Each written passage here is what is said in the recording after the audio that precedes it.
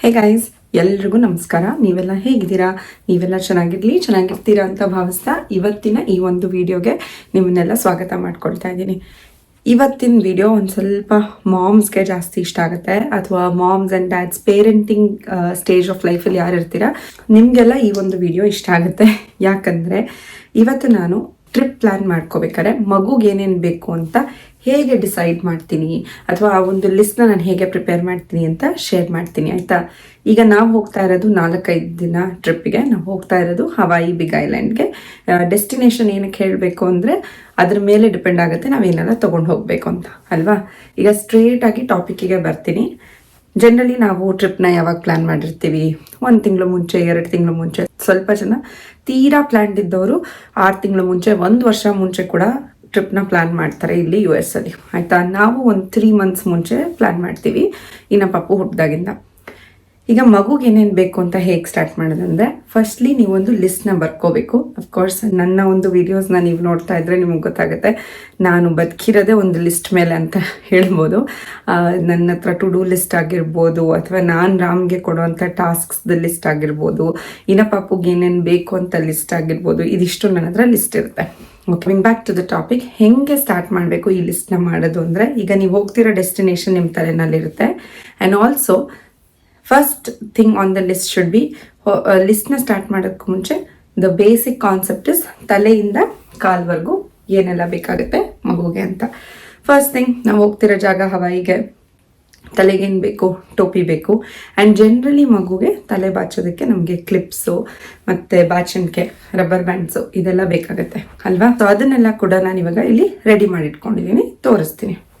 ಇದು ಈನಾಗೆ ಅವಳದೊಂದು ಟೋಪಿ ಬೀಚಲ್ಲಿ ಹಾಕೊಳ್ಳೋಕ್ಕೆ, ಮತ್ತು ಈ ಥರದ್ದು ಒಂದು ಬ್ಯಾಗ್ ತೊಗೊಂಡು ಇದ್ರ ಒಳಗಡೆ ನಾನು ಎಲ್ಲ ರಬ್ಬರ್ ಬ್ಯಾಂಡ್ಸ್ ಅದು ಇದು ಎಲ್ಲ ಇಟ್ಕೊಂಡಿದ್ದೀನಿ, ಆಯಿತಾ?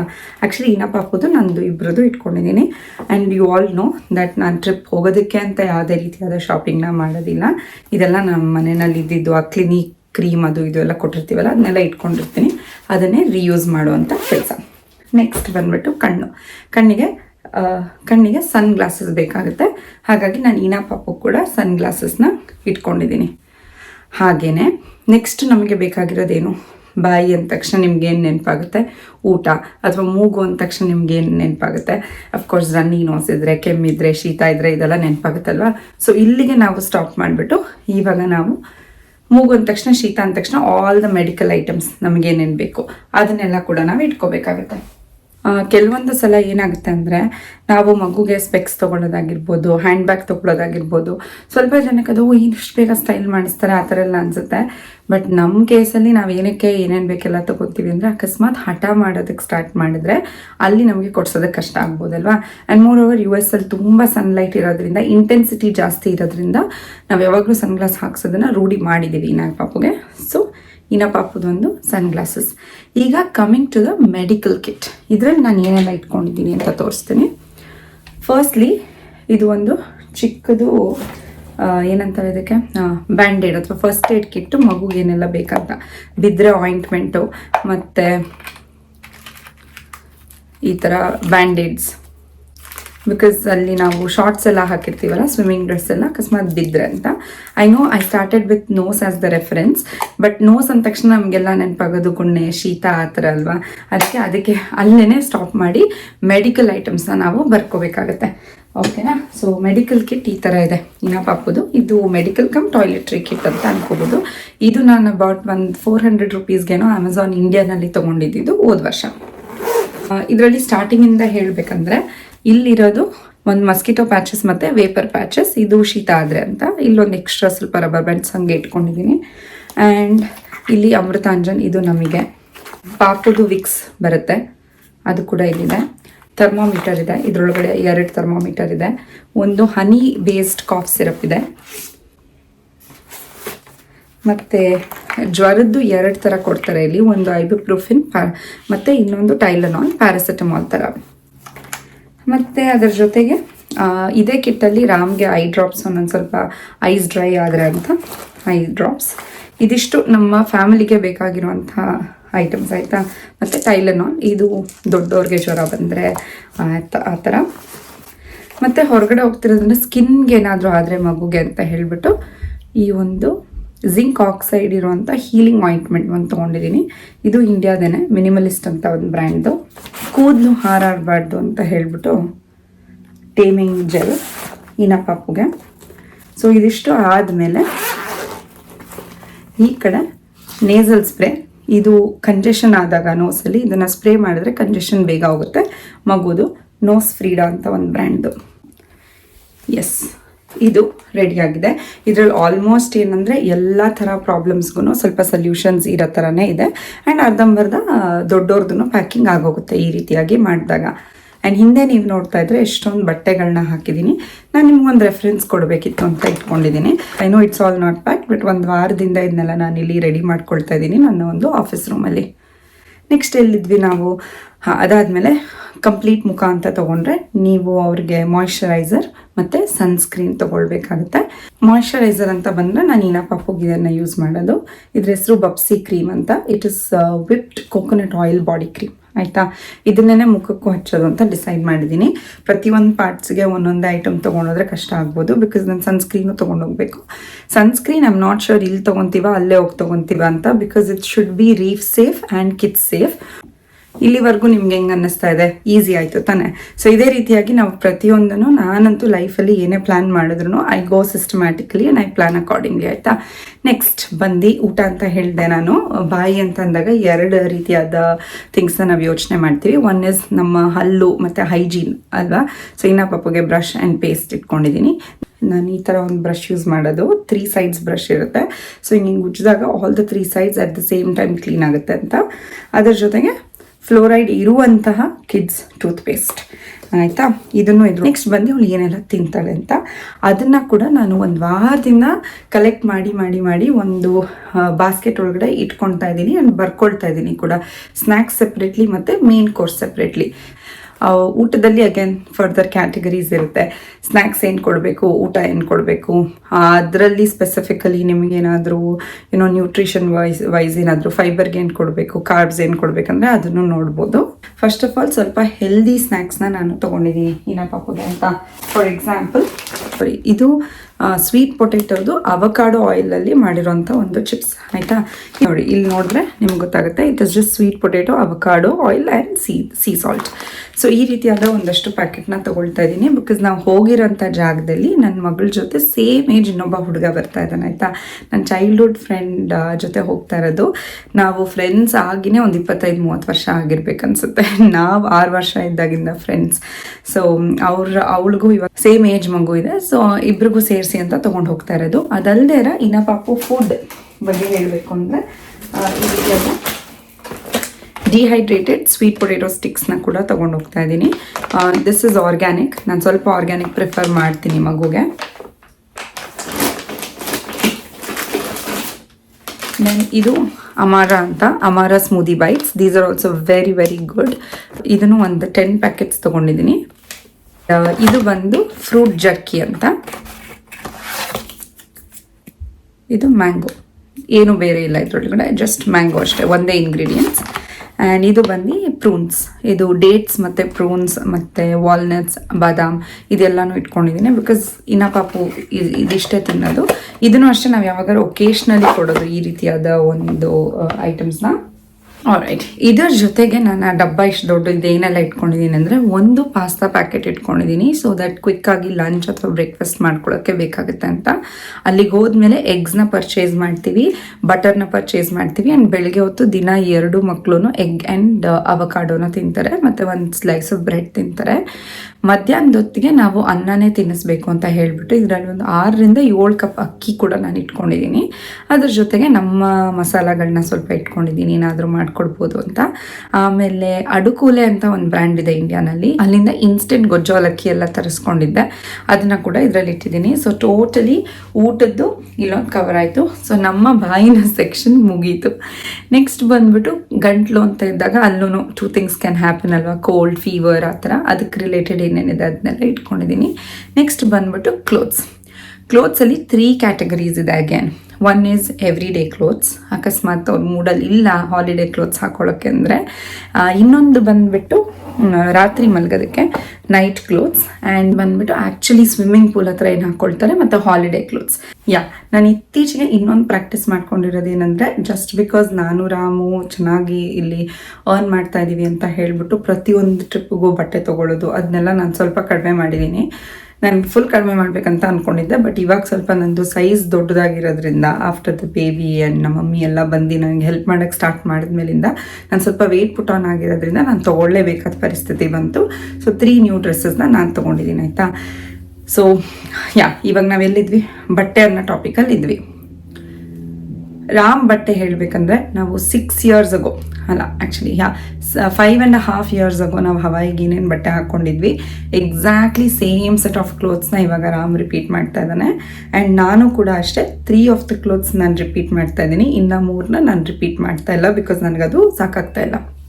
ಇನಾ ಪಾಪುಗೆ ಮಾತ್ರ ಮಗುಗೆ ಬಟ್ಟೆ ತರೋದೇ ಒಂದು ಖುಷಿ ಅಲ್ವಾ, ಬಿಕಾಸ್ ಸೈಜ್ ಕೂಡ ಜಾಸ್ತಿ ಆಗ್ತಾ ಇರ್ತಾಳೆ ಅಂತ ಹೇಳ್ಬಿಟ್ಟು ಇವಾಗ ಹೊಸ ಬಟ್ಟೆಗಳು ತಂದಿದ್ದೀನಿ. ಹಾಲಿಡೇ ಕ್ಲೋತ್ಸ್ನ ನೋಡೋಣ ಇನಾ ಪಾಪುಗೆ ಏನೆಲ್ಲ ತಂದಿದ್ದೀನಿ ಅಂತ. ಸೊ ಇದು ಇದ್ದಿದ್ದೇನೆ ಇನ್ನ ಹತ್ರ, ಇದು ಮ್ಯಾಕ್ಸಲ್ಲಿ ತೊಗೊಂಡಿದ್ದೆ ನಾನು ಇಂಡಿಯಾನಲ್ಲಿ. ನಾನೊಂದು ರೆಡ್ ಕಲರ್ ಡ್ರೆಸ್ನ ಹಾಕ್ಕೊಳ್ತಾ ಇದ್ದೀನಿ, ಅದಕ್ಕಿದು ಮ್ಯಾಚ್ ಆಗುತ್ತೆ ಅಂತ ಹೇಳಿಬಿಟ್ಟು ತೊಗೊಂಡಿದ್ದು.